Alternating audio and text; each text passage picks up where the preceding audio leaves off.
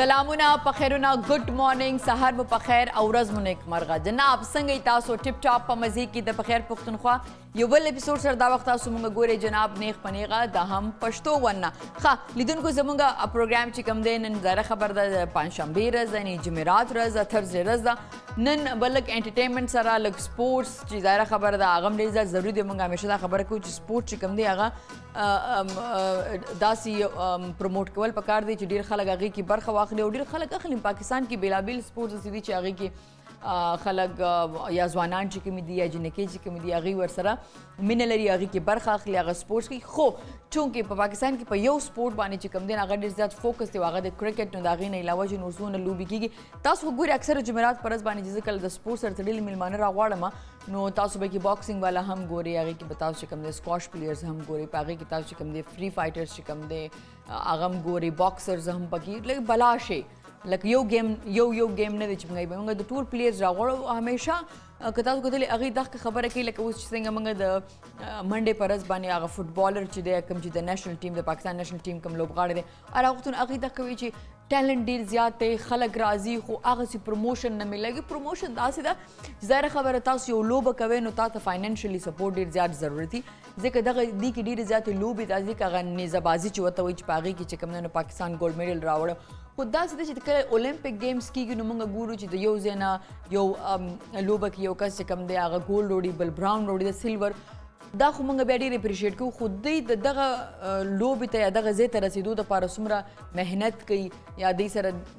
څنګه چې ما ویلې داسې لوبې دي چې هغې دپاره فټنس او د هغې دپاره خوراک او د هغې دپاره هغسې څیزونه چې هغې باندې پیسې لګي هغه د ډېرو لوبغاړو سره نشته د ډېر لوبغاړي د هغې نه محرومه دي نو دا د ګورنمنټ طرف نه د سپورټس چې کوم اداره ده هغې باید هغه چې کوم لوبغاړي دي دا باید سپورټ کړي او هغې دپاره ټول نه لوی خبرداره چې هغې باید دغه لوبې چې کومې دي دا پروموټ کړي د دې د پروموشن دپاره دې دپاره سپانسر پیدا کړي او دغسې به کله چې انټرنیشنل لیول باندې لوبې کېږي که نه نو خلک به هغې کې برخه اخلي او چې کله هغې برخه اخلي هغې به د ملک چې کوم دی نوم دی هغه به روښانه کوي نو دغه یو پوینټ دی نو موږ هم اکثر خپل پروګرام د ذریعې لارې نه دا خلک چې کوم دی پروموټ کوو خو د هغې نه علاوه ظاهره خبر ده ډرامې دي نو دا سره تړلي چې زه کوم تاسو سره خبرې نن کوم همدې سره تړلي نن زموږ میلمانه دي چې به موږ سره پروګرام کې موجود وي تاسو هم پروګرام کې لایف کال کولی شئ موږ ته واتساپ میسیجز کولی شئ او تاسو موږ ته ویلی شئ چې ستاسو کومه لوبه زیاته خوښه ده او دا راته چې فیفا ورلډ کپ چې تېر شوی دی نو آیا تاسو د فوټبال سره څومره زیاته مینه ده دا ټولې خبرې به وروسته تاسو خبرو کوم ما مخکې ورځو کې د کوم چې رونالډو دی د هغه ما یو انټرویو کته نو هغې کې ما ته پته ولګېده چې هغه څومره زیات هغې غریبانانو هغه څونه محنت کړی اوس هغه خپل دوی سره محنت کوي هغه وایي زه دا نه یم چې زما زوی د فوټبالر جوړ شي خو که هغه جوړېږي نو زه د هغه ټرینینګ کوم لګیا یم که نه او بیا هغه وایي چې لکه زه چې دی زما ژوند 80% چې کوم دی هغه فوټبال دی که نه نو تاسو چې کوم پروفیشن کې نو کله تاسو سوچو کې کله کله موږ وایي یاره زه دونه کامیابه نه شوم یاره په دې پروفیشن کې نو تاسو وګورئ چې کوم پروفیشن ستا خوښ دی کومه که هغه بیا سپورټس دی که هغه څه بل فیلډ دی که هغه ایجوکیشن دی که هغه هیلث دی کوم فیلډ کې چې تاسو یې هغه فیلډ ستاسو په لایف کې څومره فیصدي لري څونه پرسنټیج چې کوم دی هغه لري ستاسو لایف کې که نه دا امپورټنټ ده نو هغه که تاسو رونالډو وایي چې لکه زه بالکل د زیرو نه راغلی یم د یو ډېر غریبې فیملۍ نه راغلی یم خو نن رونالډو چې کوم دی هغه ځان ته یو برنډ هم دی یو ډېر ښه پلیئر هم دی او ډېر ښې پیسې هم لري که نه نو دا رایي چې موږ اکثره دا وایو چې دا کار زما دا فیلډ زما خوښ دی خو په هغې کې دونه محنت نه کوو څومره چې په کار وي او لیدونکو همدې سره زما د شمع پخلي طرف ته دې دپاره موږ سره مرسته کړې ده شمع بناسپتي اینډ کوکنګ آیل جوړولو والا السلام علیکم زکي وعلیکم السلام څنګه یې زکي تاسو خیر زه ښه یم بېګا به زما وخت ډېر زیات درد و ومو ایستله او یا ستاسو پروګرام نه وروسته وایي چې زه به ځمه ډاکټر ته نو لاړئ بس لاړم اخر واقع مې ډېر زیات درد و ځکه نن دومره زیاته خبره هم نشم کولی ډېر زیات به خبره هم نه کېدای چې سم ونشي که نه هغې د لاسه خیر نن زه ډېر زبردست ډش پخوم یو میکس ویجیټیبل رایس پخوم دا یو تھای فوډ دی یو تھای ریسپي دی او ډېر مزدار ده ډېر زبردست ټیسټ دی د خپل یو فرګنس ده د خپل یو ټیسټ دی اکثر د ماشومان لپاره ډېر د مفید دی او بیخي سپایسي نه ده که نه نون سپایسي ډش ده یو ډېر زبردست ډش دی که نه خیر هغې کې مې انګریډینټس استعمالېږي هغه انټروډیوس کوم فرسټ اف آل موږ له ویجي پکار ده 150 ګرام موږ د الوګان پکار دی هغې کې 50 ګرام ما فرېش بینز ګوارپلي دا پښتو کې ګوارپلي وایي هغه پکار دی ګوارپلي اوکې هغه نه پس یو موږ د لا 50 ګرام موږ گاجر پکار دی لپاره کنه او ډریسنګ موږ غسلی ډریسنګ باندې موږ چاینا گاجر ما غسل دا ډیفرنٹ شیپ دا ډیفرنٹ کلر دا ډریسنګ کې او یو عدد بادرنګ ما غسل لپاره ډریسنګ لپاره هغه لپاره یو موږ چوکندر پکار دی موږ دی عدد درې عدد دا شین مرچ کې ډریسنګ لپاره دا موږ غسلی خاطر دې کې ما فرست اف ال ما موږ پکار دی 200 ګرام چاول ریجی او وګ مې شولې دي دا دي مخامو او یو جګ وب پکار دی لپاره ټیسټ لپاره چکن پاؤډر پکار دی مولا اور स्पेशल कम थाई सा जुड़ेगी और देखिए दो आदत मागे और छोड़ी दी दा शेकड़ी में दी दादी और माल का पकार दे लपारा 2 टेबल स्पून तो कि स्पाइसी हो गई अगर स्पाइस टेस्ट लपारा बर्ड्स चेंज को लपारा क्रश चिली 1/2 टेबल स्पून आज छोड़ी जान लपारा का ना अगला बार सागने पास वाइट यो 1/2 टेबल स्पून वाइट पेपर पकार दे लपारा और घर में मसाला पकार दे 1/2 टेबल स्पून और 1/2 टेबल स्पून मूंग दा कलर फूड कलर दादे मूंग पकार दे और 10 ग्राम मूंग ला शमक के ऑयल पकार दे खादे दे तरीका ढेर आसान दा ढेर हर कलर जोम ढेर डिफरेंट यूनिक तरीका नन दे बेखी वेरी सिंपल तरीका दा फर्स्ट ऑफ ऑल जो जग बोबो वाले बा आगा बा ओबो ये के 15 मिनट्स पकार दे शोल बार आगे ने पास लाका मूंग ओबो रिजी का मोबो की यशोली आगा बा सुबह दबा देखिए वाच ओबो यशो तकरीबन 20 मिनट्स पकार दे نه اوبو کې تاسو وریجې خوشتي کړی دي هغه به تاسو دی اوبو کې اچوي چې ویشيږي کنه او ځکه یې شیدلې وریجې بیا څنګه یې نه هغه زیاتره خلک ما دا وریدلې دي چې تاسو کله هم وریجې پخوي کنه نو هغه کله د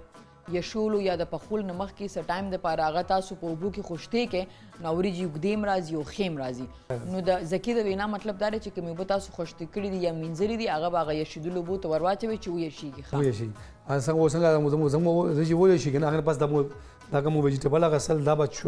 کټ بګو ډیفرنٹ طریقې سره هغه پاس مو اوبو کې وو یشو څنګه ویجیبا څنګه ته زمو رجی یشيږي هغه پاس دا زمو د ویجی مو یشيږي څنګه زمو ویجی یشيږي او یشيږي دا اوبا صبح دا با شمک کوم اویل والو با هغه پاس دیکھا चिकन पाउडर वाइट पेपर दा माल गलगोंदे पके लगोंदे वाचुबा दा ऑयल के फ्राई बकू दा फ्राई सादेला 15 मिनट पकारी मैक्सिमम का ना दा 15 मिनट के फ्राई शी दा उबा सुबह के पास दा कम उबो के चावल को मुझे छोली दा उबा सुबह दा कम दा यो पेन वालू जुदाबा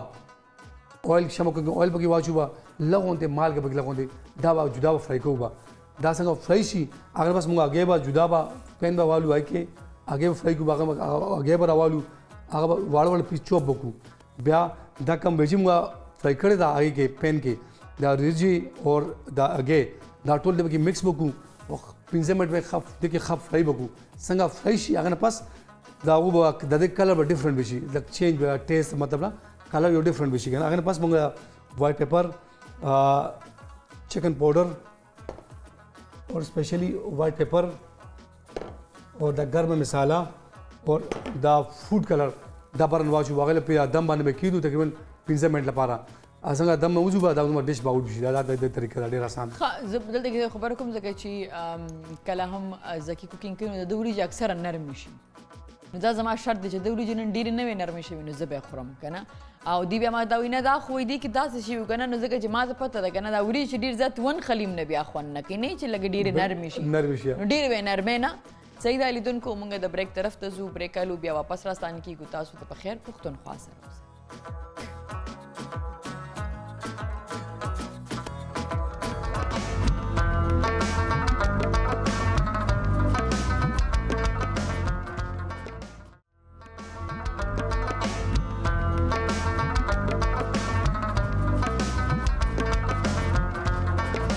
वेलकम बैक टू पखेर पुख्तनख्वा لیدونکو زلی بیا پخیر علی پخیر پختونخوا ته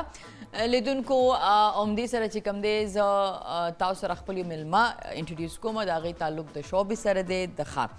آغا صرف ایکټر نه دی آغا قربتوب هم د پروګرامونو کړی دی آغا لګی شي فټنس ماډل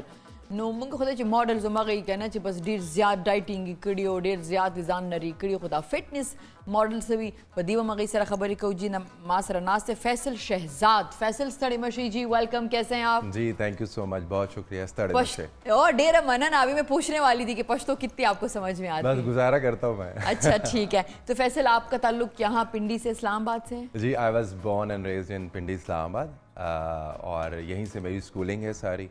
और यहीं पे मैंने अपने जो है काम का आगाज़ किया था इस्लामाबाद से देन एज यू नो कि हमारी इंडस्ट्री जो है वो सारी इस्लामाबाद से सॉरी लाहौर से मूव होकर कराची आ गई है तो वर्क इज़ देयर काम वहाँ पे है सो नाउ आई एम इन कराची और फैमिली यहाँ पे है लेकिन मैं आता हूँ यहाँ पे दोस्तों से मिलने अपनी फैमिली से मिलने तो फिर उसके बाद काम के लिए ज़्यादा लेकिन कराची रहना पड़ता है ठीक है तो मुझे बताएं कि जैसे काम के लिए सिर्फ आप नहीं है मेरे ख्याल में लाहौर के बहुत सारे आर्टिस्ट जो हैं वो कराची शिफ्ट हुए हैं मैं खुद भी 2012 में शिफ्ट हुई थी कराची क्योंकि इंडस्ट्री बहुत बड़ी है ज़्यादातर चैनल प्रोडक्शन हाउसेज वहाँ पर हैं ठीक है तो आपको ये मशवरा किसने दिया था क्योंकि मुझे बहुत बाद में ये समझ में आया था कि अगर मैं चाहती हूँ कि मेरा उर्दू मीडियम पे काम करूँ तो उसके लिए कराची शिफ्ट होना और कुछ लोग कहते हैं नहीं शिफ्ट होने की ज़रूरत ही नहीं है क्यों शिफ्ट होना ज़रूरी है क्यों ये बहुत अच्छा सवाल आपने मुझसे किया बहुत सारे ऐसे लोग जो हमारे दोस्त जो हैं केपी के अंदर बहुत सारे ऐसे लड़कियाँ लड़के जो कि मूव करना चाहते हैं जी जी वो भी ये सोच रहे होंगे कि यार अगर हम केपी में रहें अपने घर में या गाँव में तो हमें वहाँ पे मूव करने की ज़रूरत क्यों पेश आती है हम यहाँ रह के भी तो काम कर सकते हैं अच्छा ये इसका सवाल हाँ भी है और ना भी है अब लेकिन जिस दौर की आप बात कर रही हैं 2012 में तब कराची में रहना वाकई में बहुत ज़रूरी था कोई दूसरा ऑप्शन नहीं था अब यहाँ रहना क्यों हाँ और ना कैसे है देखिए हाँ इसलिए है अगर तो आपका सोशल मीडिया बहुत अच्छा है अच्छा ठीक है जैसे अभी हमारे एक मर्दान के बहुत अच्छे एक्टर मॉडल हैं खुशहाल खान जिनका नाम है ठीक है अब वो रहते मर्दान में ही हैं और लेकिन काम के लिए वो कराची जाते हैं लेकिन उन्होंने पहले अपना एक पूरा प्रोफाइल बनाया एज अ मॉडल उन्होंने काम किया उन्होंने कराची लाहौर इस्लामाबाद में काम किया फिर उनका सोशल मीडिया इतना स्ट्रॉन्ग हो गया कि उनको जाने की ज़रूरत नहीं पड़ी उनको काम मिल जाता है अगर आपका सोशल मीडिया स्ट्रॉन्ग नहीं है तो आपको लोग जानते नहीं हैं तो फिर आपको कराची मूव होना पड़ेगा सोशल मीडिया स्ट्रॉन्ग आपका मतलब है कि फॉलोअर्स ज़्यादा हों नो नॉट रियली फॉलोअर्स ज़्यादा हों आप उस पर बहुत एक्टिव हों जब आप एक्टिव होते हैं तो फॉलोअर्स ज़्यादा ऑफ कोर्स हो जाते हैं फॉलोअर्स ज़्यादा आजकल खरीद के भी हो जाते हैं क्या ख्याल है हाँ वो ऐसा वो भी तो है खरीदते भी हैं लोग नॉट रियली फॉलोअर्स ज़्यादा होना लेकिन आपको सोशल मीडिया पे एक्टिव होना और ऑर्गेनिक आपकी एक नीश होना लोगों की एक वो कहते हैं ना मेरी ऑडियंस होना तो आपकी ऑडियंस होना ज़रूरी है तो लोगों का आपको जानना ज़रूरी है फिर आपको लोग अप्रोच करते हैं बहुत सारे ऐसे नाम हैं हमारे आजकल आपने देखा हो कि लोग वायरल होते हैं या किसी छोटी या अच्छी वीडियो या अच्छे कंटेंट की वजह से थोड़ा उनका नाम बन जाता है फिर उनको कराची रहना नहीं पड़ता उनको काम मिल रहा होता है लेकिन अगर आप सोशल मीडिया पे उस तरह से एक्टिव नहीं हैं और आपको कोई उस तरह से जानता नहीं है then you have to move to Karachi आपको वहाँ पे जाके लोगों से मिलना पड़ता है अपना नेटवर्क बनाना पड़ता है प्रोडक्शन हाउसेस के साथ जाके मीटिंग्स करनी पड़ती है डायरेक्टर के साथ मिलना पड़ता है एक्टर्स के साथ मिलके एक आपको नॉट रियली अ लॉबी एक नेगेटिव वर्ड होता है लेकिन एक आपको ना अपना एक क्लैन बनाना होता है जिससे आप लोगों में नज़र आएँ आप इवेंट्स में नजर आए लेकिन मुझे ऐसा लगता है कि चूंकि मैं भी ऑफ कोर्स उस इंडस्ट्री में मैंने काम किया हुआ है तो मुझे ऐसा लगता है कि अगर जब कराची में होते हैं ना आपके पास जो है मौके या अपॉर्चुनिटीज़ बहुत ज़्यादा होती हैं देखें ये सिर्फ ड्रामा नहीं है आई मीन लेकर आप जाते हैं वहाँ पे इंडस्ट्री में एट ए टाइम मतलब अगर आप देख लें छोटे बड़े सारे चैनल एक करके तो एट ए टाइम आपको 80+ प्रोजेक्ट्स चल रहे होते हैं मुख्तलिफ डिफरेंट ड्रामाज और टेलीफिल्म्स और सारी चीज़ें वेब सीरीज भी आ गई अब तो वेब सीरीज भी आ गई हैं साथ में उसके आती है फैशन इंडस्ट्री ठीक है तो जो बहुत बड़ी और अच्छे इंडस्ट्रीज़ हैं वो कराची में हैं फोटो शूट्स करवा सकते हैं ब्रांड्स वहाँ पर हैं तो एक अगर आप वहाँ पे होंगे तो आप हर जगह जा सकते हैं और हर मौका आप अवेल कर सकते हैं तो ये एक चीज़ है ये एक चीज़ है क्योंकि मैं सोच रही थी इस्लामाबाद में जब मैं आई वापस पाकिस्तान तो मैंने सोचा कि मैं फ़ोटो शूट करा लूँ तो आप यकीन करें उसको बोल दो उसको बोल दो ये कर दो वो कर दो एंड वो 1 साल लगा मुझे मेरा फ़ोटो शूट में जैसे कराची गई मैं शूट के लिए गई भी थी और मैंने 3-4 फ़ोटो शूट कर लिए क्योंकि वो लोग ऐसे वहाँ पे अगर आप मेकअप आर्टिस्ट कहें डिज़ाइनर कहें तो वो फोटोग्राफर तो वो आपके पास वहाँ पे अवेलेबल है तो वहाँ पे ये ईजी है कि आप कर सकते हैं दूसरा ये कि केपी के अभी तो आई डोंट नो आप पेशावर गए हैं कि नहीं गए तो मैं बहुत पूरा डेवलप पाकिस्तान हो घुमा और केपी में तो मेरे अभी रिसेंटली आप देख लें कितने सारे ब्रांड्स जो हैं वो केपी में आ गए हैं स्पेशली पेशावर की मैं बात कर रही हूँ मर्दान की हम अगर बात करें क्योंकि मैं मर्दान खुद गई नहीं हूँ तो मैं ज़्यादा नहीं कहूँगी लेकिन मैंने सुना है कि वहाँ भी बहुत सारे ब्रांड्स आ गए हैं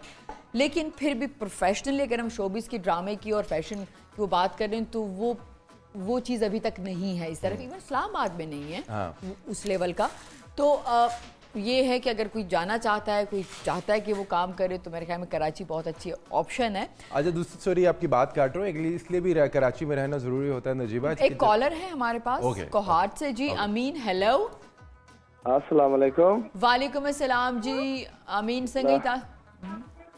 खैर अल्हम्दुलिल्लाह, ताज़ संगे और तोल मलगरिन दिवालान खरीद खैर अल्लाह करम दे जनाब, यखने सर सासु सहल दे सासु बनी बीमार शवी अल्हम्दुलिल्लाह, अल्लाह पाक फजल दे, शुक्र दे मंगा खुदल तदासी बीमार शु टुखे दे उतबी दी ओ जुकाम देगा ना न कोहाट की संग दे शुक्र दे अल्हम्दुलिल्लाह। फिलहाल ढेर शुक्र दे, अल्लाह पाक फजल दे। ताज़ संगे मलगरी नूर सारा बस लग गड़बड़ थी। बिल्कुल आओ मलगरी टूल खदी बस साड़ा दे दागी वजह न चिकम दे दा मरे खराब दिल उतबी उदासी जुना डीर दी दारा तो ची कोहाट की न नवर राखत दे नवर जकत दे जिमी की खलक नवर पसी गर्जी ची नवर वखी जी यारा माशाल्लाह अल्हम्दुलिल्लाह तक थोड़े खस्ता नवर दे खस्ता लसो बजो सरा लगनवर तीज माशाल्लाह ढेर जबरदस्त है। खा जमंग प्रोग्राम तासु कोहाट की गोरे नो दारा तो आया ची खास खबर है जमंग शेफ त पारा जमा द पारा और यस जमा तासु टोल होता रद तलना खस्ता और डग सलामुना पेश को। थैंक यू जी, ढेर मनना, थैंक यू। बला दा खबर कम इंशाल्लाह ज खपल कोशिश غواړم زویم چې यार تاسو پروګرام تراتل غواړم زویم چې درشم जी जी सही दा चरते यो संदर दो पके डाले को ओ तासो खता ओ यस नुदास चले चित राजी खबर राजी उस खासी पफून मंगते हो जमजमाओ का कना कमरे दी थी उसको हारमोनियम सना कोशिश पजोक हाँ लेकिन प्रोफेशनल हारमोनियम सरा ठीक दामिन। Thank you very much. इंशाल्लाह ज़रूर पखैर पुख्तनख्वा सासु खपल शो दा हम पशों सासु खपल चैनल दे इंशाल्लाह ज़रूर बताओ प्रोग्राम के राजी। थैंक यू जी, राम खुशहाल था, थैंक यू इज्जतमंद जी, थैंक यू वेरी मच जी। अच्छा जी, आप बात कर रहे थे, सॉरी मैंने आपकी बात नहीं, इट्स ऑल राइट। मैं ये बात कर रहा था कि आपको कराची में इसलिए भी रहना पड़ता है कि जब आपको फॉर्चुनेटली आपको काम मिलना शुरू हो जाता है तो वो काम जो है आपका ऐसा नहीं होता कि आप कंसेक्टिवली काम कर रहे होते हैं एक ही प्रोजेक्ट में 10 दिन 15 दिन या 20 दिन या 1 महीना। हाँ। तो वो आपको होता ही है कि आपको 10 दिन एक स्पेल जब होता है 7 दिन का या 8 दिन का उसमें आपका 2 दिन का काम होता है, फिर अगले स्पेल में जो अगले हफ्ते होता है उसमें 2 दिन का काम होता है। तो आप बहुत ज़्यादा वापस आना फिर जाना ये भी आपके लिए बहुत प्रॉब्लम होता है। या आपको 2-3 प्रोजेक्ट मिल जाए तो 2 दिन आपने यहाँ पे दिए होते हैं, 4 दिन किसी और प्रोजेक्ट में दिए होते हैं, आप वहाँ से हिल नहीं सकते कराची से। हाँ। और कराची की जो वाइब है वो वाकई में पूरे पाकिस्तान की वाइब से बहुत फ़र्क है। वो तो है। अच्छा, मैंने अभी तस्वीर में देखा ना, मैंने हिना दिलपजीर साहिबा को देखा आपके साथ। अच्छा, आपने उनके साथ काम किया है? जी, मैंने बहुत उनके साथ काम किया। हिना दिलपजीर साहिबा समझ लें कि मेरी ना वो स्पिरिचुअल उस्ताद हैं माशाल्लाह। और हिना दिलपजीर साहिबा के साथ जो भी काम करता है उनका एक ऐसा ख़ास ताल्लुक़ उनके साथ हो जाता है। अगर आपको भी मौका मिला उनके साथ, मैंने भी काम किया है। हाँ, तो मेरे साथ तो उनका इस तरह का ताल्लुक़ है कि मैं जब भी उनको किसी काम के लिए फ़ोन करता हूँ तो मुझे कहती हैं फ़ोन बंद करो, मेरे घर आओ, घर आके बात करो जो तुमने बात करनी है मुझसे। तो उनसे बहुत अच्छा एक ताल्लुक़ है, सीखने को बहुत मिलता है। ब्रिलियंट एक्ट्रेस भी हैं माशाल्लाह से। अगर वो सीरियस रोल करती हैं और कॉमेडी में तो उनका कुदूसी साहब की बेवा जो है वो तो लाजवाब है। क्या टाइम वो 4-5 कैरेक्टर्स उन्होंने किए। और आपको पता है उन्होंने जो कैरेक्टर्स किए थे वो उनका मेकअप भी उन्होंने खुद किया। आई नो, क्योंकि मैं उनमें उनके साथ थी, मैंने एक प्रोजेक्ट किया था उसमें, तो मैं देख रही थी कि वो अपना गेटअप जो जितने भी होते थे वो खुद ही करती थी, उसका लहजा सारी चीज़ें वो कर रही होती थी माशाल्लाह से। तो आपका एक प्रोजेक्ट था धमक के नाम से। जी बिल्कुल। हाँ, उस प्रोजेक्ट में मैं उस प्रोजेक्ट का हिस्सा था। इनफैक्ट इस्लामाबाद में वो प्रोजेक्ट हुआ था। हाँ बिल्कुल, शेख शकील खान ने उसको डायरेक्ट किया था। मैं उसका प्रोडक्शन मैनेजर था उस प्रोजेक्ट। अच्छा, ब्लैक बॉक्स का था आई थिंक। ब्लैक बॉक्स का था, यस। हाँ, वो था ट्रू स्टोरी के ऊपर था कि वो रिक्शा चलाती हैं लड़की जिसका बाप जो है वो पेशावर में धमाके में वो इंतकाल कर जाते हैं, और फिर वो अपने वो जो स्कूल की बच्चियाँ होती हैं उसको लेके जाना स्कूल और अपने बाप की तरह, तो वो रिक्शा फिर चलाती हैं। ज़रमीनो नाम था या ज़रमीनो नाम था। और आपका एक वो जो सॉरी वो जो फिल्म थी बहुत आपकी जो फेमस फिल्म खुदा के लिए उसमें हाँ नहीं, मुझे खुदा के लिए क्या मैं ज़्यादा जिक्र करना चाहूँगा क्योंकि फिल्म जो है ना वो मैं ज़्यादा दिल के करीब है सिनेमा। अच्छा, पाकिस्तानी सिनेमा। तो मैं पाकिस्तानी फिल्में नहीं छोड़ता बिल्कुल भी। और कुछ भी हो जाए। सो मुझे वो याद है आपका एक डायलॉग था, मैं भागती। हाँ डू यू रिमेंबर दैट हाँ यस कि वो कहती हैं कि अगर मेरी जगह तुम होती तो माने तुम ली क्या तो तुम क्या करती? करती? तुम्हें कहती तो मैं मैं भागती। वो हाँ, आपने बिल्कुल। इतना खूबसूरती से बोला था कि वो मुझे आज तक याद है। हाँ हाँ और उसका हम अक्सर जिक्र करते हैं दोस्तों में कि यार नजीबा फैज़ का वो छोटा सा काम था लेकिन नजीबा ने कितना अच्छा वो किया था कि आज भी लोगों को याद है। Thank you. आप मेरे साथ बैठे हुए हैं, हम आपके प्रोजेक्ट के ऊपर भी बात करेंगे भाई, और ये कहेंगे कि इस्लामाबाद कैसे आना हुआ इसके ऊपर भी बात करेंगे, और अब ये कि आप प्रोडक्शन एक्टिंग के साथ आपका प्रोडक्शन का भी तजुर्बा है, तो मैं ये कहूँगी कि एक्टर को कितना ज़रूरी है कि उसको प्रोडक्शन और सारी चीज़ों का पता हो और क्या हेल्प होता है इस चीज़ का, इस पे बात करेंगे। एक ब्रेक लेते हैं, हम ब्रेक की तरफ जाते हैं, फिर इंशाल्लाह वापस आते हैं। निधन को समंग सर उसे गए ये वर्क निशान ब्रेक कर लूँ वापस रास्तान की को पखैर पख्तूनख्वा।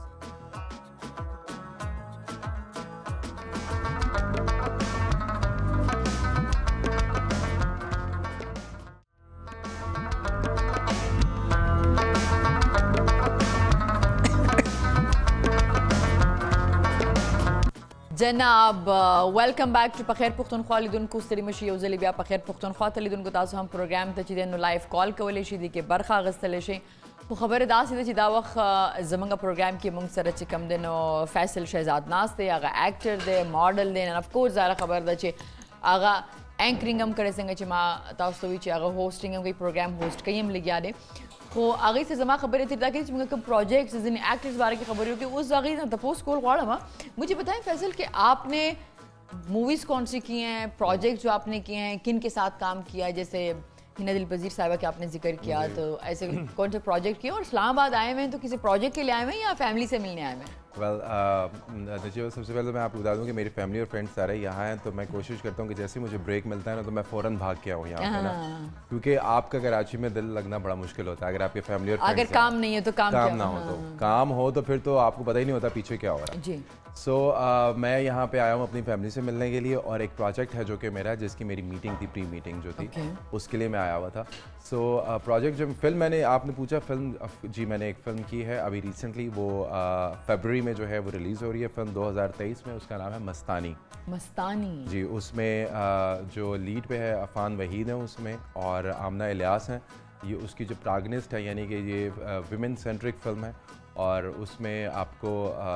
बहुत सारे नए लोग नज़र आएंगे। मेरा उसमें नेगेटिव कैरेक्टर मैं उसमें प्ले कर रहा हूँ, विलन का कैरेक्टर है, और वो अभी फरवरी में रिलीज़ होगी और उसके डायरेक्टर जो है वो बिल्कुल एक नए डायरेक्टर हैं जो कि यूके से पढ़ के आए हैं, और दो मियाँ बीवी हैं, उन्होंने ये फिल्म डायरेक्ट की है और लिखी भी है। तो वो आपको बहुत पसंद आएगी ऑडियंस को। वो फिल्म जो है शूट कंप्लीट हो चुकी है, बिल्कुल कंप्लीट हो चुकी है, अभी रिसेंटली उसकी डबिंग कंप्लीट हुई है। डबिंग की आप बात कर रही थी ना, हम ब्रेक में डबिंग की बात कर रहे, तो मैंने कहा कि मैं खुदा के लिए मूवी में एक्टिंग तो जाहिर सी बात है वो प्रॉब्लम शायद इतनी नहीं थी उस वक्त, मैं इतनी मैच्योर भी नहीं थी, तो मुझे था भी नहीं किया, चूँकि फ़िल्म है, शोएब मंसूर साहब हैं, तो उनमें ज़्यादा चीज़ों का नहीं पता था इतना, तो मैंने वो तो कर लिया। लेकिन जब वो फिर डबिंग का जो प्रोसेस है ना, क्योंकि भाई डबिंग करनी है ना, तो मैंने रोना शुरू कर दिया। डबिंग कितनी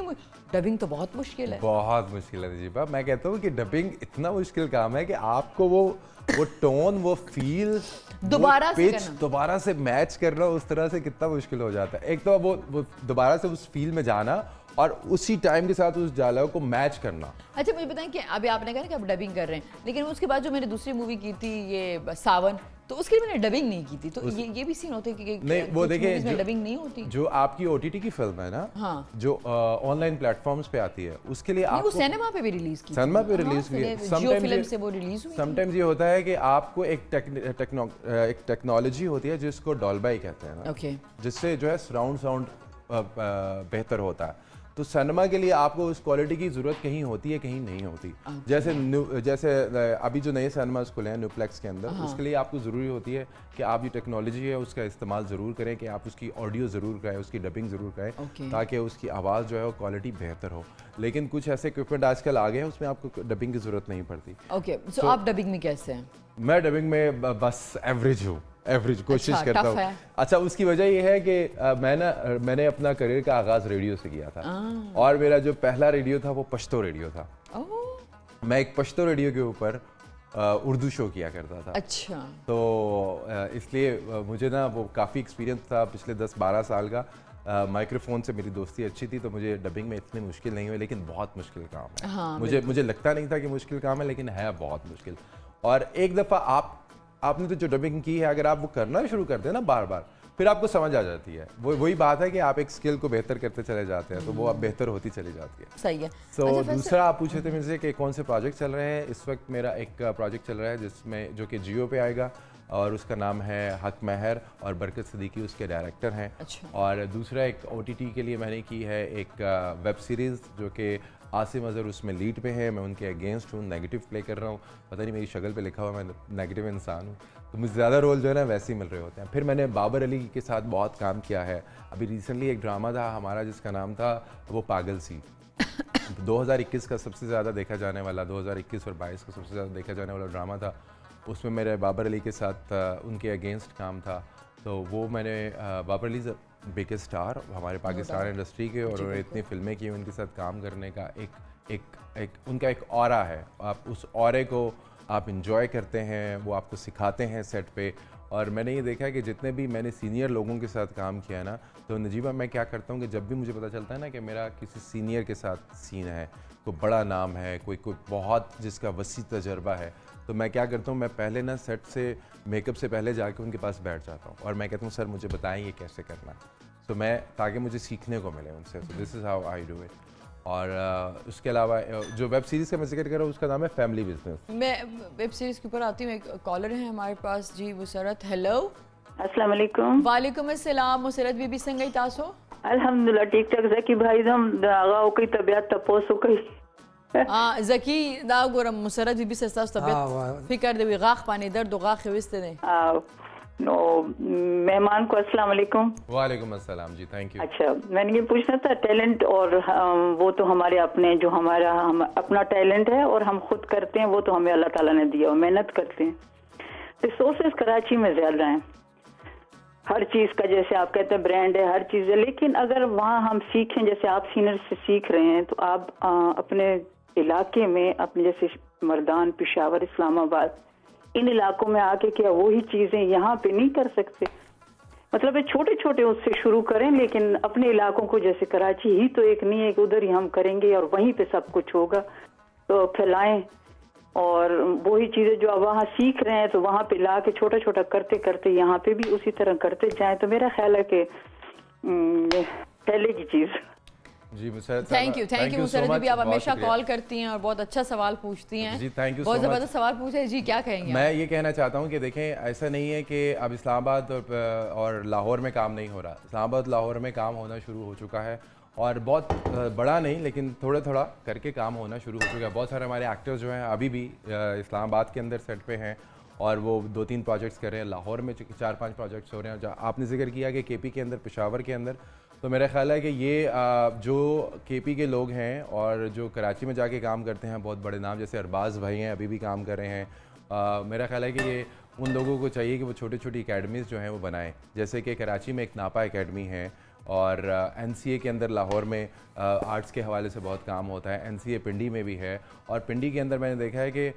लोग जो है ना वो प्राइवेट लेवल पे एक्टिंग की क्लासेस दे रहे हैं। और उसके अलावा हमने देखा है कि ये लोक विरसा के अंदर म्यूज़िक की क्लासेस हो रही हैं, फिल्म मेकिंग की क्लासेस हो रही हैं। तो ऐसा नहीं है कि नहीं है, हैं, वो ढूंढने से मिलते हैं। आपने बात की कि जो हम बात करें कि बड़ी इंडस्ट्री जो है, प्रोडक्शन हाउसेस, वो सारे कराची में इसलिए हैं कि वहाँ पे कराची के अंदर एक पूरी मार्केट बन चुकी है। और ऐसा नहीं है कि अगर आपका ताल्लुक़ किसी छोटे गांव से है, किसी कस्बे से है, तो आप जो है कोई बड़ा काम नहीं कर सकते। ये कोई शर्त नहीं है, कोई गारंटी नहीं। आप अपने उस गांव में भी रह के बड़ा काम कर सकते हैं। एक्चुअली मुसरत ये कहना चाह रही थी आपसे कि जैसे कि आप इस्लामाबाद से गए हैं या मैं पेशावर से गई हूँ या कोई और बलूचिस्तान से आया हुआ है, तो वहाँ जाके सीख के वापस आके काम कर सकते हैं। बिल्कुल कर ठीक है। सकते तो वो ये कह रहे हैं कि अगर आप, जैसे आपने मुझे याद दिलाया कि आप धमक में आप थे प्रोडक्शन पे, और तो इसका मतलब है कि आपको प्रोडक्शन भी आती है, तो ऐसे कि कभी सोचा है, जैसे अभी OTT के प्लेटफॉर्म्स हैं, वहाँ पे लोग आते हैं, वहाँ पे आप जैसे आप वेब सीरीज़ के जिक्र कर रहे थे कि आप कर रहे हैं, तो कुछ सोचा है कि इस तरफ भी आया जाए, प्रोडक्शन की तरफ? ऑफ कोर्स देखिए किया जाए कुछ। ऑफ कोर्स बिल्कुल ये सोचा है कि वो सबसे पहले तो करना ये है कि अपना बहुत सारा एक्सपीरियंस इकट्ठा करना है इस काम के अंदर, और बहुत सारे लोग ऑलरेडी कर भी रहे हैं। आप कराची के अंदर देखें, जो भी हमारे बड़े प्रोडक्शन हाउसेस हैं, 6 सिग्मा की बात करें तो, या आप 7 स्काई की बात करें, तो उनके साथ हमारे एक्टर्स के नाम जुड़े हुए हैं। हुमायूं सईद भाई जो हैं उनका नाम जुड़ा हुआ है 6 सिग्मा के साथ, दुल्ला कादवानी 7 स्काई के साथ उनका नाम जुड़ा हुआ है, फहद मुस्तफ़ा का नाम बिग बैंग के साथ जुड़ा हुआ है। तो ये बड़े एक्टर जो है इन्होंने क्या किया, इन्होंने वहीं पे अपना एक्सपीरियंस हासिल किया, फिर इन्होंने बड़े बड़े प्रोडक्शन हाउसेस बनाए। सो मेरा भी यही प्लान है कि मैं आके जब थोड़ा एक्सपीरियंस गेन कर लूँगा तो मैं अपना प्रोडक्शन हाउस ज़रूर बनाऊँगा, जिसके प्लेटफॉर्म के ऊपर मैं वेब सीरीज़ बनाऊँगा। और क्योंकि मैं फ़िल्म मेरे दिल के बहुत करीब है, मैं फ़िल्में करना चाहता हूँ, मैं शॉर्ट फिल्म्स करना चाहता हूँ। और एक और आपको मैं बात यहाँ पे करना चाहता हूँ, चूँकि हम जिक्र कर रहे हैं कि हम क्यों कराची के अलावा क्यों नहीं काम करते। अभी रिसेंटली मुझे पता चला है कि पीटीवी फिल्म्स के नाम से एक प्लेटफॉर्म बना है, हमारा जो नेशनल टीवी है उसने एक प्लेटफॉर्म दिया है, और जो वो प्लेटफॉर्म जो है पूरे पाकिस्तान से फिल्म मेकर्स को। ठीक है, अभी आती हूँ। आप लिखा था आपके बायो में ना फिटनेस मॉडल जी, तो मॉडलिंग के बारे में सोचते हैं कि अभी पिछले दिनों मेरा इत्तेफाक हुआ था जो हम का चल रहा था BCW लाहौर में, तो मैं वो करने गई थी, अपने लिए शो रिकॉर्ड करने गई थी। तो मैंने वहाँ पे जब मैं बहुत डाइट कर रही हूँ तो मुझे सब कहने आपने वज़न बहुत कम कर लिया, बहुत कम कर लिया। जब मैंने मॉडल्स वहाँ पे देखी तो मैंने कहा मैं तो पहलवान लग रही हूँ उनके सामने, भाई इतनी पतली पतली। तो मेरे जहन में ये है कि भाई मॉडल वो है जो सबसे ज़्यादा पतले होंगे, थिनी, तो वो स्किनी होंगे। तो मुझे बताएं कि फिटनेस मॉडल क्या है, मतलब क्या वो फिट रहते हैं, क्या होता है फिटनेस मॉडल? फैशन मॉडल से एक फ़र्क चीज़ है, बताएं। वो इस तरह से है, देखिए फैशन मॉडल जो है वो आपको डिफरेंट फैशन के ब्रांड्स को एंडोर्स करते हुए नज़र आएंगे, हाँ। या आपको रैंप पे वॉक करते हुए नज़र आएंगे डिफरेंट कोटोर के लिए, या ब्राइडल्स के ड्रेसेस के लिए आपको मॉडल्स नज़र आएंगी। फिटनेस मॉडल जो है वो बेसिकली फिटनेस से रिलेटेड जितनी, या क्योंकि हमारी आजकल जो इंडस्ट्री हेल्थ एंड फिटनेस की वो बहुत फ्लरिश करी है पाकिस्तान के अंदर, और बहुत सारे लोग जो है वो हेल्दी लाइफस्टाइल को अपना रहे हैं। तो उस हेल्दी लाइफस्टाइल को कैसे अपनाना है वो फिटनेस मॉडल जो है आपको बताता है कि अगर आपको हेल्दी और फिट रहना है तो उसके लिए आपको क्या क्या करना है। तो मैं फिटनेस कंसल्टेंट भी हूँ और फिटनेस मॉडल भी हूँ। तो जो फिटनेस से रिलेटेड या एक्टिव वियर या जिम से रिलेटेड जो भी शूट्स होते हैं वो मैं करता हूँ, और इससे रिलेटेड हेल्थ से रिलेटेड और डाइट से रिलेटेड कंसल्टेंसी भी देता हूँ अपने दोस्तों को जो भी मेरे पास आता है, और मैं कोई पैसे चार्ज नहीं करता इसके। अगर आपको कोई इस तरह की क्वेरी है आपकी हेल्थ और फिटनेस रिलेटेड, ज़रूर आप मुझे मेरे सोशल मीडिया पे इनबॉक्स कर सकते हैं। क्या आप किस नाम से है आपका अकाउंट? जी आजकल तो इंस्टाग्राम ही है, तो आप फैसल शहजाद ऑफिशियल गूगल पे जाके टाइप कीजिए FAY के साथ फैसल शहजाद ऑफिशियल, तो आपको मेरे प्लेटफॉर्म्स मिल जाएंगे। तो आप बिल्कुल। अच्छा वैसे मुझे बताएं कि जैसे आपने OTT का भी जिक्र किया कि अभी एक है तो बहुत सारा अपॉर्चुनिटीज़ लोगों के पास हैं कि वो काम कर चुके नए जो लोग हैं खास करके, ठीक है। अभी एज ए मॉडल आपने कहा कि मैं पता नहीं लोगों को क्यों लगता है कि मैं विलन ही आऊँगा या नेगेटिव रोल लेते हैं, लेकिन आपके लुक्स ने, आपके हाइट ने मॉडलिंग में कितना आपका हेल्प किया? मेरी लुक्स ने और मेरी हाइट ने मुझे मॉडलिंग पे, मैं आपको एक बात बताऊं, मैं जब भी सेट पे जाता हूँ ना, किसी भी सेट पे, मैं अभी मॉडलिंग करता नहीं हूँ, फैशन मॉडलिंग मैंने की नहीं है, ठीक है। और अभी रिसेंटली मैंने एक प्रोजेक्ट किया है, वो भी हमारे बहुत अच्छे दोस्त थे, तो उन्होंने कहा कि यार आप हमारे लिए ना वेडिंग सीजन है तो आप शेरवानियों की मॉडलिंग कर लें हमारे लिए। तो मैंने अभी रिसेंटली वो की है, कभी आने से पहले, हफ्ता पहले। तो मैं करता नहीं हूँ फैशन मॉडलिंग, लेकिन जब भी मैं किसी सेट पे जाता हूँ तो मुझे डायरेक्टर जो कहते हैं और एक्टर जो कहते हैं कि आप मॉडलिंग करते हैं, तो वो हाइट और मेरे शायद फेस पे कुछ इस तरह की चीज़ है, आई डोंट नो, कि वो उनको लगता है कि मैं मॉडल हूँ। लेकिन ये सारी चीज़ जो है ये आपको हेल्थ और फिटनेस से मिलती है। अच्छा। क्योंकि एक वो बन गया ना हमारे यहाँ, एक इमेज बन गया मॉडल का कि वो लंबा होगा और उसके फीचर्स जो है बड़े शार्प होंगे, वो एक ये वो बन गया है आजकल, एक इमेज बन गया मॉडल का। जैसे कि मैं हूँ तो मेरे लिए कॉमेडी, क्योंकि कॉमेडी मुझे लगता है थोड़ा सा मेरे लिए मुश्किल होता है, जब मुझे कॉमेडी का कोई कैरेक्टर, कोई प्रोजेक्ट मिलता है तो मैं अवॉइड करती हूँ, कोशिश करती हूँ कि ना करूँ, क्योंकि मुझे लगता है कि वो टाइमिंग का मसला होता है, क्योंकि कॉमेडी टाइमिंग है, ठीक है, अगर वो नहीं है। दूसरा मुझे लगता है कि मैं, हालांकि वैसे मैं बहुत कैमरे की आम लाइफ में मैं बहुत बबली हूँ, बहुत मजाक करती हूँ, बहुत लाइवली हूँ, लोगों ने मुझे सोशल मीडिया पे देखा हुआ है, लेकिन जब मुझे एक्ट करना पड़ता है ना कॉमेडी, तो वो मेरे लिए थोड़ा सा टफ होता है, मैं नहीं पसंद करती, अवॉइड करती हूँ। दूसरी चीज़ जो होती है ना वो होती है नेगेटिव, जो नेगेटिव रोल होते हैं, जो कि जब वो मेरे लिए चैलेंज होता है। वो भी अवॉइड करते हैं आप? अवॉइड इसलिए नहीं कर सकती क्योंकि बहुत सारे लोग मुझसे करवा लेते हैं, जो कि अभी मेरा हम पे चल रहा है। तो मेरे लिए रोने धोने वाला मजलूम औरत का जो कैरेक्टर होता है वो इजी होता है मेरे लिए, मुझे लगता है वो मैं इजीली करती हूँ। मैं करती हूँ नेगेटिव एक आर्ट, ज़्यादा नहीं ऑफ कोर्स, लेकिन एक आर्ट जब मैं करती हूँ तो वो मैं इसलिए क्योंकि उस पर मुझे ज़्यादा मेहनत करनी पड़ती है। तो इसलिए मैं आपसे पूछ रही हूँ कि क्योंकि जब कैरेक्टर होता है वो कैरेक्टर और स्टोरी या प्रोजेक्ट इतना अच्छा होता है कि आप उसको मिस नहीं करना चाहते हैं, सो आप वो कर लेते हैं। आप मुझे बताएं कि आप अगर ज़्यादातर नेगेटिव के रोल्स ही आपको मिल रहे हैं तो क्या आप खुद एज एन एक्टर उसमें ईजी हैं, वो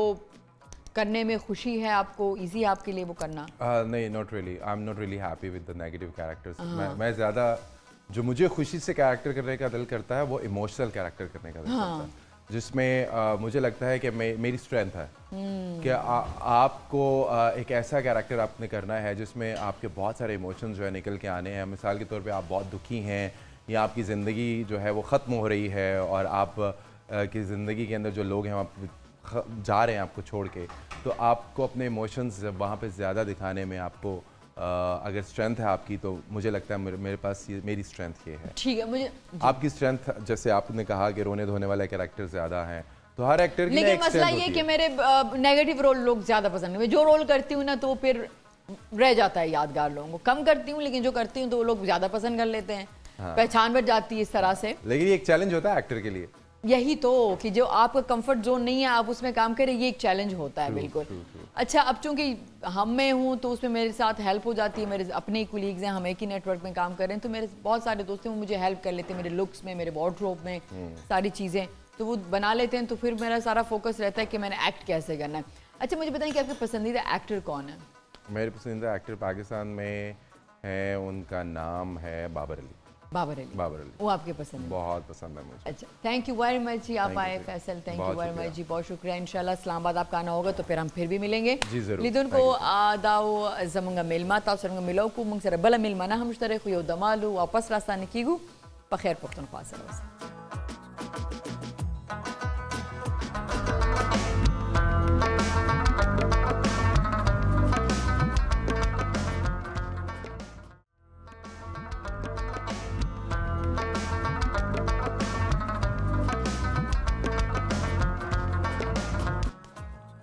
जी वेलकम बैक टू पखैर पुख्तनख्वा। लिदुन को यो ज़िली ब्यास तड़े मशी पखैर पुख्तनख्वा था। लिदुन को मा सरा योदा से स्पोर्ट्स पर्सन ना सरा ची आगा ब्या बेज़मा प्रोग्राम तरागल तो खु मख के रजू की बताओ सो कतली पर सोशल मीडिया पर इलेक्ट्रॉनिक मीडिया वानी वो खबर डेट ज़्यादा जिदे आगा वो चे लंडी कोतल तागी लाड़ वो अवाल तक की चिकम दे आगे जनकी चिकम दी रेली गोंदी हुई सला चागी साइकिल चलो लो न आखो ډیر زیات خو خلکو ډیر زیات خوښ کا مونږ وکړه چې جنکه څومره غي ته خوشاله وي او مطلب دار چې خلک یا دا غزي جنکه هم غواړي چې سپورت طرف ته راشي بیا سایکل طرف ته خو دا غي نه ډیر لوی ایشو جوړ شو پاغي وځه خبرې کوم چې زما دا غي سره ډیر وخت پس ملاقات کیږي نو سمر خان ستړي مشه. وعلیکم سلام سمر څنګه تاسو خیر؟ زه ټیک ټاک، تاسو خیر؟ او د دې نه مخکې تاسو ډیر بهر وزټ سو کو تاسو داغي باره کې راته لګوای بیا به زه واپس په دې هاټ ټاپک باندې راځم کنه او زه غواړم چې زه پوه شم لیدونکو پوه شي چې دا کیسه څه وه، دا کیسه خو ډېره غټه شوه. نو اوس دا راته وایي چې موږ ستاسو ملاقات روژه کې شوی و کنه صحیح ده. نو هغې نه پس هم تاسو ډېر ځایونو ته لاړئ، زه اکثره ګورم تاسو هایکینګ باندې هم ځئ او تقریبا 13-14 کیلومیټر هایک کوئ صحیح ده. نو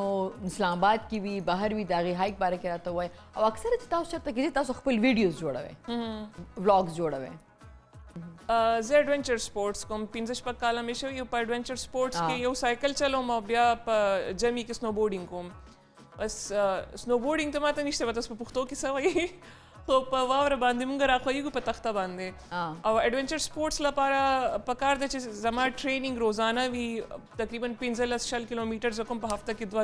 2 ځله کم از کم دا کوم او اسې خو اتلس خو هر ورځ کوم او وزن سره کوم په بیک پیک کې ولې چې بیا موږ غرونو ته ځو یا د لوړې هغې باندې زموږ ایکسپیډیشن وي نو پکار ده چې زموږ فټنس ډېر ښه وي. ما اکثره غرونو کې موږ مخکې په دې ذکر کړی دی سایکل هم تاسو غرونو ته بوځئ، خلک ځان نشي بوتلی تاسو سایکل هم بوځئ. نو ولې چې زما سایکلینګ ماونټین بایکینګ دا په غرونو باندې کېږي او هغې له بیا موږ 3000 میټره نه کم از کم بره ځو په لوړې باندې په غرونو باندې هلته یخني هم ډېره ګرانې هم لارې هم ډېرې ګرانې وي سختې هم وي خو ټیکنیکل پریکټس لپاره ولې چې غرنۍ سیمه پکار یا هلته بیا په نارت کې اکثر زه هونزا ته تللی یم. ښه صحیح ده. دا راته وایي سمټ چې کله ما کتلي ځینې تاسو ویډیوز هم کتلې چې تاسو هایکینګ لزی نو دا هایکینګ اکثره خلک دې د پاره وایي چې سټرنث ډیر زیات دی خو چې تاسو د غرونو سره کار دی کنه نو اکثر چې سونه بره تاسو د اکسیجن لیول دونه کمیږي اکسیجن هم مسله راځي نو آیا دا چې کم تاسو غرونو ته ځئ یا تاسو چې کم هایکینګ کوي دا په دې بریدینګ کې او په دې ایکسرسایز کې تاسو سره هیلپ کوي دا خالی جسمانی ټریننګ نه وي دا بس تاسو بریدینګ ټریننګ هم وي چې اکثر تاسو ګورئ چې خلک ته خولې نه ساه اخلي که نه ډېر نقصان دی خلکو لپاره زموږ پکار ده چې موږ خالي ته پوزې نه ساه اخلو خوله خالي د خوراک لپاره وي او چې هغې سره ډېرې بیماریانې جوړېږي که تاسو د خولې نه ساه اخلئ نو زموږ دا ټریننګ هم ډېر ګراني ولې چې په لوړه باندې چې تاسو خېژئ نو ساه راباندې ډېره راماته شي که نه نو په هغې ټایم کې خوله بندول او ته پوزې نه ساه اخیستله ډېره ګراني خو هغه صحیح طریقه ده او تاسو او دا تاسو ټرین کیږي هغه ټایم کې کنه دا مونږ ځان ټرین کوو او دا ضروری ده او پاغي باندې چې تاسو ته پوز نه ساخلی نو تاسو ستړي کیږئ هم نه تاسو چې اکسیجن یا وینې لخه برابر زی چې سمره وګدا لاري تاسو په آرام کولای شئ زه به جیم کې هم کنه نو کله چې ایکسرسایز وکړو نو بیا باغې وی چې کنه انهیل او برید اوټ کنه نو ما به دا څه هغه به چې هولډ نه مایزه زګه چې هغه ټایم ما باغ ټرینر راځي مې دا څه کوي نو دا اوس ماته پته لګي چې سمر دا خبره کوي چې کله موږ ایکسرسایز کوو یا منډه وهو یا غر باندې خېجو هایکینګ کوو نو کله چې موږ خولې باندې ساه اخلو نو هغه چې دی هغه موږ ته څه ورته وایي چې زموږ د زیاته بیماریانې هم لګېدلی شي او ښه طریقه چې کومه ده هغه دا ده چې پوزه نه خدا عادت کون پکار دی کنه ځان دې سره عادت کون ته به تاسو پراپر ټریننګ کوي زین خلک زه ورزش لکم سپورتس والا خلک ورزش لزی راځي ډیر خلک داسي وي چې هغه ډیر زیات غټ وي فزیکلی نو هغه خپل بیا فیټس کم یا وزن کم یا غیله لپاره هم سمر دی خپل راځم اکثره نه خلکو ته جزم چې هایکینګ ته زو زمام ډیر زیات خوخي نو دی وی چې ها یو دی هغه موږ خودونه نری موږ ته د هایکینګ څخه ضرورت دی زه خو وزن نه کوم ځنې دی هغه موږ دونه غټ یو دا دونه ځان باډي به څنګه اوچتو مو دا خو ته نری نو ته ځکه زی دی واره کې ته سوي چې آیا هایکینګ صرف د خلکو د پاره چې وزن کمي هایکینګ ورزش سایکلینګ سویمینګ چې څه تاسو کوي کنه په ورزش کې چې هر څه راځي هغه د عام سړی لپاره زه خو ته سپورټس يم کنه خو عام سړی خزه جنې واړه ته هر چا لپاره ډیر زیات ضروری ده ولې چې نن سبا چې کوم ماحول د تاسو ګوري آلودګي دومره ډیره د خوراک اصل نشته لایف سټایل نه دی هغه چې هیلدی ټول ورځ په یو صوفې او په دفترونو کې ناس یو نو منډه هایکینګ ورزش دا ټول لپاره ډیر زیات امپورټنٹ دی کنه بیا به دي چې په 15 کالو کې په 10 کالو کې به تاسو ایکسپایر نه بغیر زیاده شي بیماریاں به پتا سو در باندې په دوايانو بچلې گئی اسه بکار نشي کولای درته چې اکثره نه خلک دا وایي چې کوم خلک هایکینګ ډیر زیات کی داغي دا ګوډي ډیر زر خراب شي ځکه چې هایک کی ته بره خو چې خېج صحیح د کله چې راکوزي کی داغي خپل ټیکنیکس دي کنه چې تاسو په دې خپو باندې په دې ګوډو باندې ډیر زیات پریشر را نشي نو د دې پارم څخه خاص ټیپس وی تاسو له سوق درکې تاسو ځان ټرین کوي ځکه چې تر راکوزي کی کنه نو زیات پریشر راځي دي باندې کنه دوه شي نه دی یو خو تاسو چې کومه طریقه د تر راکوزي دو اکثر خلکو په تاسو لیدلی دوه لختي نیولي پلاس کې هایکینګ پولز چې وته وي نو پاغي باندې هم ډیر وزن په خپو په پندو نه راځي هغه پاغي باندې مینج شي نو یو خو پکاري چې تاسو سره لختوي یا دوه چې څومره تاسو نیوي شي بل دا چې تاسو کوزيږئ نو ډیر په جټکای په زور باندې بخپه نګدي په کلاره به کوزيږئ راکوزیدو کې په خپارام به کوزيږئ او تاغي سره ډیر زیات چې کوم امپورټنت شاده تاسو خوراک دی تاسو په خوراک کې ګوډ فیټس نشته داسې شي نه نشته چې اډوکو لا پکاروي کیلشیم نشته وایټامین سی نشته نو بیا به خامخا تاسو پنډې خپې او دا شي نه خرابېږي نو ډایټ تقریبا د سړي چې 80% په زموږ په فټنس کې هغه کار لري موږ ټول زور په ورزش او په منډه ولګو خوراک لا هغه نه ورکو امپورټنس نه ورکو صحیح ده ښه اوس لیدونکو راځم د کچن طرف ته ځکه چې څنګه تاسو د خوراک خبرو که تاسو د ډایټ خبرو که نو زموږ چې کوم شیف دی ځکه هغه همیشه په شمه پخلی کې چې کوم دی بیلابیل خوراکونه چې دی هغه تیاری او دی اکثر وي یونیک او ډیفرنٹ کنه نو هغه داسې چې سمر هغه اکثر د سوته وي د ترکی یا ازبک ډیشز تیاری نو جناب نن تاسو چې کوم ویجیټیبل فرایډ رایس دی کنه کم ځای ته یونیک او ډیفرنٹ کم ځای ته ورسېده بس دا ګارنش لګیا ډریسینګ پروګرام فعلا دا موږ دا کم سبزی ده کنه سمه فرای بشی دا به جدا فرای کو بده ورسه ها کتف شي اوکې اوکې دا اوس دا ساتو ما پین ما غسل له رجل لپاره او دغه شمه کوکینګ اول بچم لغون دي او دغه معمولی خون دي بچي خمسه چې کوم تاسو هغه وایټ پیپر او داسې زونه یاد کړی چې دا پکې سره کې صرف ها دغه سګو بګانه پس دا وایټ پیپر دا لغون دي چکن پاوډر بچول دغه لغون دي کنه دا وایټ پیپر دغه لغون شو لغون دا ګرم مساله ده حسب ذائقه لغون ته مالګه دا پکې واچوبا هغه بس بلغون دا 15 منټ لپاره وغه د لکس کوبا شمه کوکینګ اول کې اوکې بیا به دې دا سوري چې هغه بس ریج باچو اوکې سو لیدونکو ما سره سمر ځکه نه سره چې مخکې ورځو کې په سوشل میډیا باندې دغه ټاپک چې کوم دی د جنکو څنګه چې دا وایي چې فټنس لپاره ډېر ضروري فټنس صرف د سړو لپاره نه دی ښځې باید فټ پاتې شي که نه او هغې لپاره ایکسرسایز ورزش ډېر زیات ضروري دی تاسو تللی وایي پېښور ته کیپي ته لاړ وئ صحیح ده او لنډي کوتل ته تاسو لاړ وئ صحیح ده نو هغلته کې تاسو یو ریلي غونډه کې د جنکو چې کوم سایکل چلوونکي یا سایکل ځکه دا خو پروفیشنل نه وي خو ظاهره خبر چې راغلی د دې باره کې راته دا خیال ستا ذهن ته څنګه راغو بیا د جنکې تا څنګه راټول کې دې باره کې راته زما یو سپورټس کلب د سمر کیمپ په نوم باندې او په هغې کې مونږ جینکو ته سایکل چلول ښیو سنو بورډینګ او چې څومره غرني لوبې دي سپورټس دي په هغو کې هغې له تربیت او ټریننګز ورکوو او دې ځل ولې چې زه په خپله هم د دیر نه یم نو اکثر په ما ته خلکو چې ته په پښتونخوا کې کار ولې نه کوې هلته کار کول دي هم ډېر ګران جینکو لپاره ولې چې زموږ چې کوم کلچر دی هغه لوبې نه مني دومره ډېرې زما یو ملګری وه دې ځل زما سره میلاو شو تلنډي کوتل ته اغیزي او مونږ بیا پلان جوړ کړو چې مونږ په پښتونخوا کې بیا په خیبر کې شروع کوو پهله مونږ ته هغې چې جینکې څومره وي ته هغې ته کور والو سره ته میاندو خویندو وروڼو سره خبرې وکړې چې مونږ دا کول غواړو که تاسو منئ ستاسو مرسته راسره وي نو مونږ به بیا سایکل راوړو دا کیمپ به وکړو نو هغو په هغو کې ډېر کسان ډېر خوشحاله وو ځینې پکې بارمل کې وو تب هغې ځینې کولونه وکړل چې زموږ لوریانو ته خویندو ته دا وښیي مطلب مونږ غواړو چې هغه په ډیولپمنټ کې راشي پروګریسیو لایف سټایل کې راشي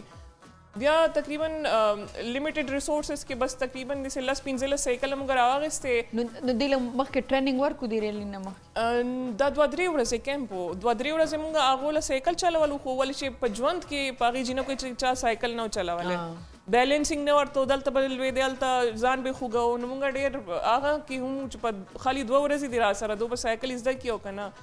نو ډېرې جینکۍ پکې داسې وه چې سارې شروع کړو ټریننګ او ماښام له ښه بیلنس کو په یوې ورځې کې بیلنسینګ یاد کوم دومره شوق یې لرو او په درېیمه ورځ بیا موږ هغو ته شاته یو ګراونډ یو ځای وکوله خو هلته هم زموږ دا یره وه چې سړي به وي نو موږ سهار وختي راپاڅېدو او جینکۍ هم بوتلې چې نه څوک ګوري نه راته څوک کارېږي او ښه په کلاره موږ کیمپ وکړو نو هغه بیا موږ ختم کړو کیمپ په سایکل ریلي باندې او د هغې ویډیوز پکچرز موږ پهله پروموشن اول موږ نه و کړی پروموشن خو چې موږ واپس رالو زموږ دا وشوه چې اوس ټول په خپل ځایونو کې په کورونو کې په حفاظت کې ناستې دي نو موږ بیا په سوشل میډیا باندې تصویرونه وخیجول نو هغه چې څنګه مو تصویران او ویډیوګانې وخیجولې نو هغه بیا د جماعت اسلامي لږ هغه راغی پکې ریزسټنس راغی هغو ډېرو کسانو بیا کامنټس او ویډیو او پوسټ شروع کړه چې سایکل چلول جینکو لپاره غیر شرعي کار دی او دا د کور نه دوبار ته راولي او زموږ جینکې خرابوي چا پکې وي چې دا په خپله پوښتنه نه ده دې چېرته پښتو یاده کړې او چا رالېږلې په موږ پسې ها صحیح او ما ټویټر باندې ځینې ټویټ ستاسو کتلي وو چې هغه هم دي دا راته وي چې بیا دا 15 تاسو وی چې موږ سایکلې دي جینکو له ورکې چې نو دا تاسو چې کوم کیمپ لګولی و دا هم په لنډي کوتل کې و دا په لنډي کوتل کې یو کلی و هلته موږ لګولی و جی په لنډي کوتل کې یو کلی و او چېرته چې زما ته ملګري کور او هلته چم ګاونډ کې کومې جینکۍ وي بس هغو ته موږ وښو ښه دا راته وایي چې دغه جینکۍ چې کومې تاسو راوختې نو افکورس څنګه چې هغې فیملي هم دې کې راضي وي او جینکۍ هم په خپله غوښته چې دې سپورټ کې برخه والي خو ته څه سوچ کوې چې د دې دا کانټروورشل شو یا دا خبره چې داسې دغه شوه د دې وجې نه چې تاسو د دې پکچرز ویډیوز ورکړل او خلکو دپاره یو نوی سیزون افکورس دې سره ستاسو نوم هم وشو د دې سپورټس هم دغه وشو نو ځینې خلک خو زموږ په سوسایټي کې داسې هم وي چې لکه هغه جلیسي فیکټر ډېر زیات وي او هغه یو داسې پوینټس راونیسي چې لکه د هغې څه ځای نه جوړېږي ته دې ته څنګه ګورې چې لکه دا خبره نیګیټیو لکه چې تاسو شرکینو ډېر چې تا یو فیملی سره خبرې کړې وي تا خلکو سره خبرې کړې وي تا اجازه هغسې نه کړي خو بیا څه پرابلم نه دی په کار که نه چې هغه دومره نو دا راته وایي چې کله دا خبره فرست ټایم کوم ځای نه دا داسې تاسو ته لګېږي چې دا نیګیټیو طرف ته لاړه یا خلکو دا پکچرز یا دا داسې سټیټمنټس چې کوم دی ورکړی شو اول خو په ټویټر او په سوشل میډیا باندې کمې چې تعلیم یافته زموږ ځوانان دي پښتانه هغو ډېره زیاته ستاینه راله هغوی ښه اپریشیټ کړه خو خوشحاله و ښه ښکلې خبره لګیا وه خو یو مفتي و د پېښور د هغې ډېر زیات بااثر او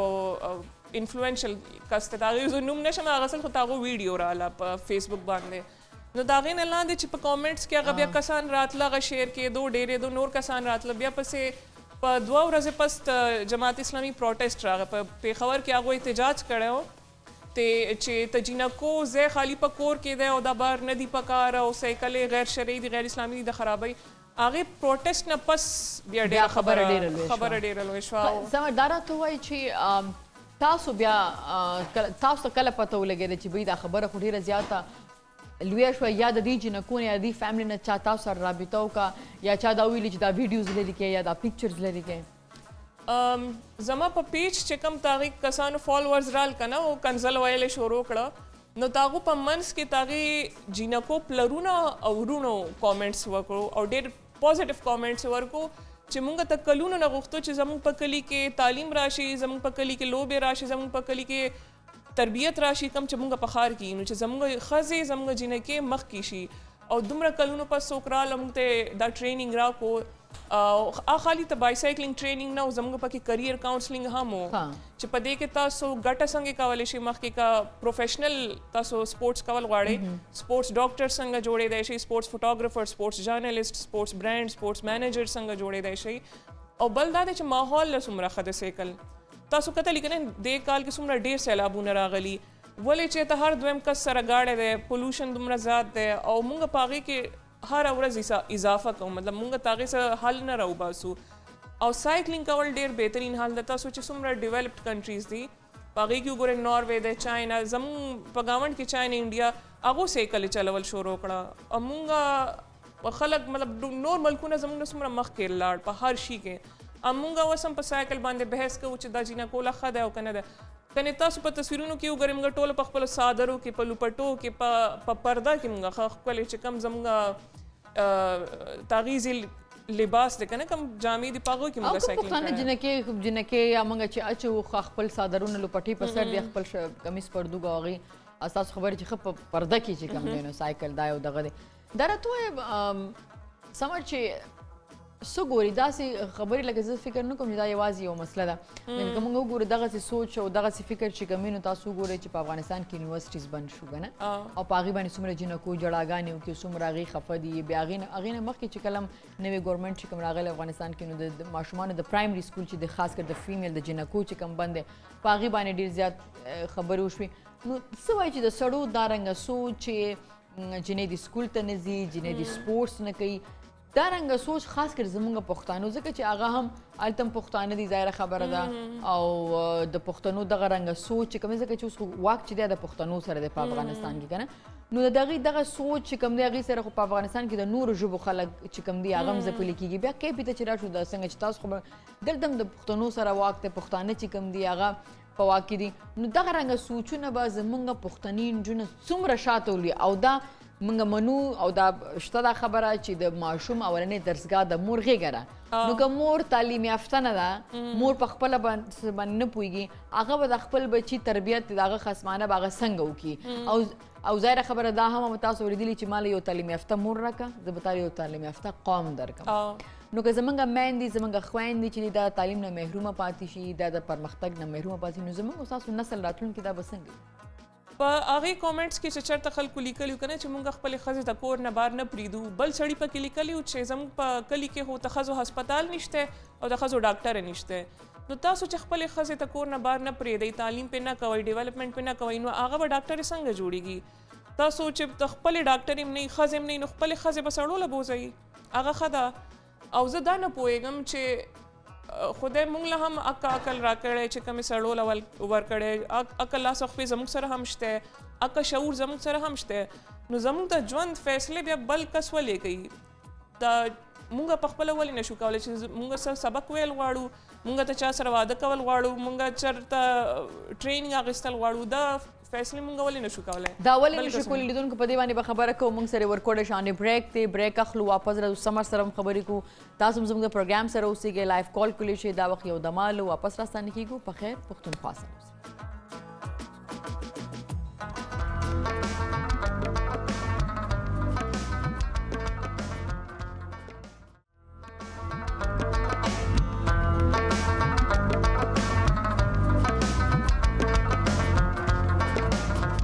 जी वेलकम बैक टू पखैर पख्तूनख्वा को समर खान ما سره समर تاسو بریک تلو هغه نمخ کې موږ په دغه باندې خبرې کولې چې دا کوم ټاپک چې کوم دی یا دا چې کوم اکټیویټي په لنډي کوتل کې هغه ډیره زیاته کنټروورشل شو به تاسو ډیر چینل سره چې کوم دی د هغه لپاره انټرویوز هم وکړ ډیرو خلکو تاسو نه دا تاسو هم وکړو نو دا راته وایي چې دا چې شو ځینې کنټروورشي چې وی هغه لک فائدمند دی نو تاسو وایي چې دا فائدمند و دې ز پوزټیو ساید هم راوته پوزټیو ساید خامخا ولې چې کم خلک ته نو خبر او ډیر پکې پولیټیکل کمیونټي هم وا ډیر پولیټیشن سپیشلی خزه هغه زما ټویټس ریټویټس وکړل خبرې شیر کړه او ډیر خوشاله شو چې مونږ خو نو خبر چې زمونږ پښتانه ایتھلیټس هم شته په سپورتس کې هغه دا کارونه هم کوي په خیبر کې دا کار وشو ولې چې خیبر په تاریخ کې په ژوند کې چرته لوبې نه وي شوې د فیمیل والی سره فیمیل سره زموږ ته ښځو تعلیم کې موږ ډېر شاته پاتې شوي نو بیا لوبې خو پرېږدوئ او بل دا دی چې کم خلک چې ته خیبر نه وو اوس خیبر ډېره لویه علاقه ده که نه مسز منیر د موږ سره کال باندې کال اخلو جی هلو हेलो अस्सलाम वालेकुम जी वालेकुम अस्सलाम जी मिसेस मुनीर څنګه تاسو ښه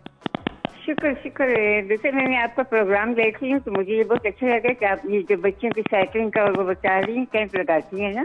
हाँ बिल्कुल असल में मेरी बेटी भी मोटरसाइकिल बहुत अच्छी चलाती है और साइकिल का जिसको बहुत शौक है करती है तो मैंने कहा था कि समर साहिबा पेशावर में कभी कब कैंप लगाएं तो ज़रूर हमें पता चले कि मेरी बेटी को भी कभी उसका शौक है इस चीज़ का थैंक यू वेरी मच जी मिसेस मुनीर हम बात करते हैं अभी तो जो उसने लास्ट कैंप लगाया उसके अभी तक जो है तो आफ्टर शॉक्स लग रहे हैं उसको और हम देख रहे हैं उससे बात कर रहे हैं लेकिन बिल्कुल आपको समर आप जवाब दें जब आपका डरी तो नहीं है ना दोबारा तो आप कैंप लगाएंगी ना अच्छा आपको पता है मैंने इससे पहले भी तदे नमक के हम पेशावर की यू कैंप लगा वाला है there was a cycling camp Peshawar Zalmi के साथ हमने करवाया था पेशावर में ही वो पक्कलों के खैबर के और खार न लरे दा अवल ज़लो पर खैबर पख्तूनख्वा के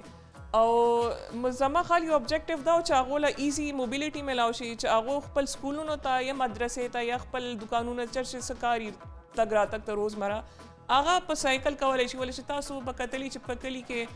यू कार ला मुंगा प्यादा रवान यू मिलूनो ढेर लरी जगुने ते यू जीना बलजी के नो आगा का साइकिल व चलई नो पागे किसा खराबी जखो न पोएगम और बलदादे चे कम अपॉर्चुनिटीज चे त लोबो दलासमात मिलाओ शवी तासु बकतली जकला अमरीके तरवाने ट्रेनिंग तकला रशिया तकला ईस्ट अफ्रीका अवार्ड्स हम माता पर नेशनल लेवल बांधे मिलाओ शू माता प्रोजेक्ट हम मिलावेगी स्पॉन्सर हम मिलावेगी और दा जमा पेशा दा गटा दा खलक बदी ने पुईगी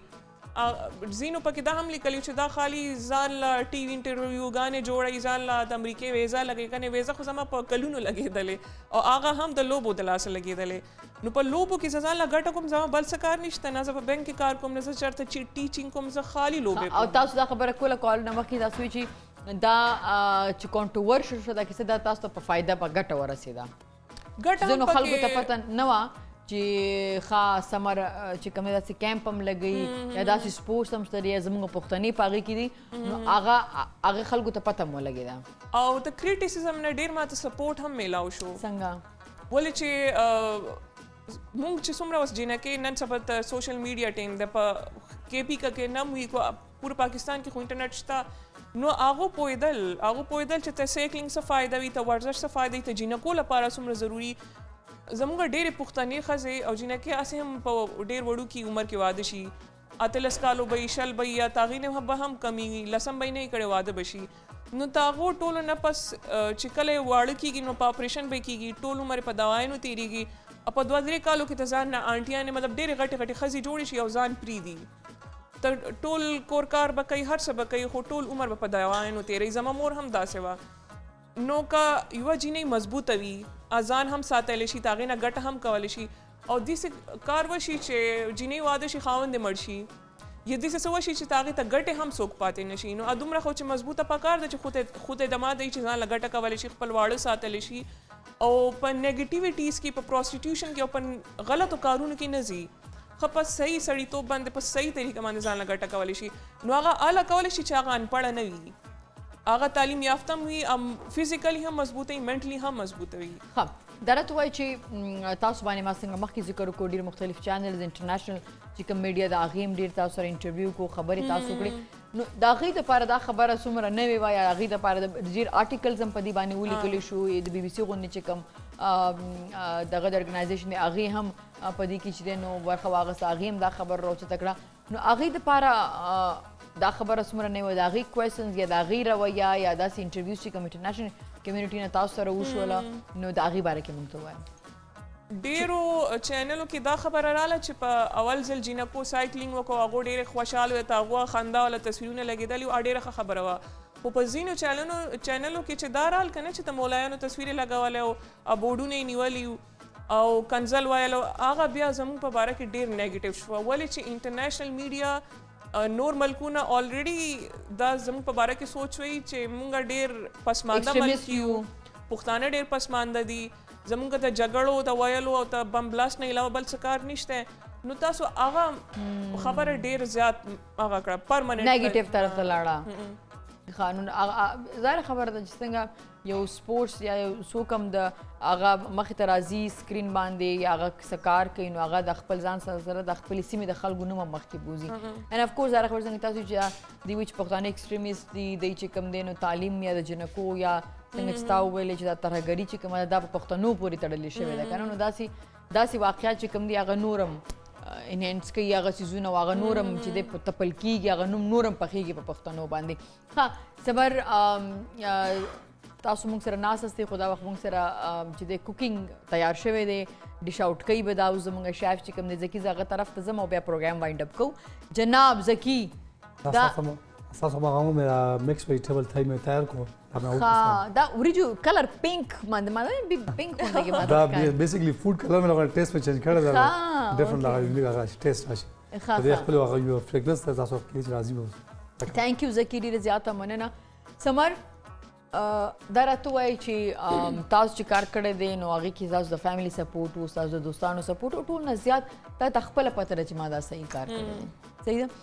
نو دا راته وایي چې بیا اوس راتلونکي کې بلکې کیمپ لګې او چې کله ته کیمپ لګې نو خلک یو خو تا وایي چې زما فرینډ دا غځې به نو هغې ته وایي عامو خلکو ته لکه اوس څنګه چې مسز منیر کال کړی چې زما لور ته ډېر زیات شوق دی. نو داسې خلک غواړي چې تاسو کیمپ کې شامل شو نو هغې طریقه بیا سي، هغې کوم ځای نه ته ځان خبر وساتي. نو زما په سوشل میډیا باندې پیجز دي که نه، سمر خان په نوم باندې دي هم دي او په سمر کیمپ په نوم باندې هم دي. هلته زما ټول کیمپس راشي او یو خو پبلک کیمپ وي په هغې کې هر څوک برخه اخیستی شي، یو چې په کلو کې نو په هغې کې صرف هغه کلیوالې جینکۍ برخه اخیستی شي. د دې نه پس زما ماماګان او ترور لوریانې هغه ټول وایي دیر ته راشه موږ ته وښیه. نو زه به بل کیمپ یا به په کوز دیر یا په هغې اپر دیر کې کوم یا به په سوات کې کوم، خو کوم به په خیبر پښتونخوا کې. صحیح ویری ګډ. مطلب دا دی چې سمر چې کوم دا هغې ته پته ده چې زه صحیح کار کوم او په صحیح لار روان یم نو هغه یریږي نه دې څیزونو نه، هغه تاسو به فایټ کوئ او له ځان دپاره او فایټ اوس د نورو جنکو دپاره هم دی. او زه ډېره شکرګزار یم چې زما سره ډېر پښتانه ولاړ دي، پښتانې ښځې هم زما سره ولاړ دي، پښتانه سړي زموږ مشران منټورس چې ورته تاسو وایي. نو که داسې خلک شته چې دا خبره نه مني نو داسې هم شته چې دا خبره مني او دا سپورټ کوي او موږ له پکار دی چې همیشه پازیټیو طرف ته زیات زور وکړو. ثانک یو سمر جي ډېره زیاته مننه. لیدونکو دا اوس زموږ نننی پروګرام انشاءالله که ژوند خیري تاسو سره به سبا بیا ملاقات کیږي سهار 10:19 پورې. په لوی الله مو سپارم. د الله پامان.